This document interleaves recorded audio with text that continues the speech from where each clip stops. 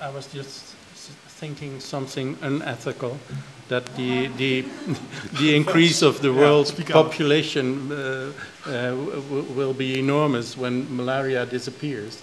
You're not supposed to think about that, but maybe new disasters will pop up once malaria has disappeared. Now many babies die before they have their first birthday, but maybe that's less cruel than what's going to come if all these children survive. We should never be naive about whether we can control the situation entirely, I think, because there will always be some genetic surprise or evolutionary surprise popping up. But that's life. Okay. Yeah. I have another question. I guess most people will say that if you show in your museum those GM products and are busy with it, that in one way or another it makes it more legitimate to doing those things.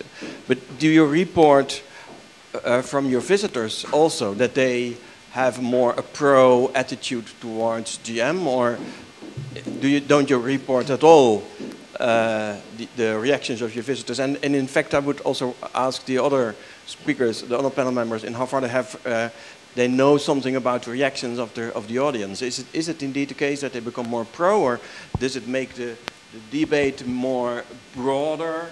So so let's say there's more shades of opinion and so on. I certainly would hope that the debate becomes more nuanced. We are very interested in what happens when people come to the museum. People will come in with expecting a certain position, and they'll then leave thinking that they experienced the opposite, and that's happened in both directions, which just, to me, points to the complexities of the issues.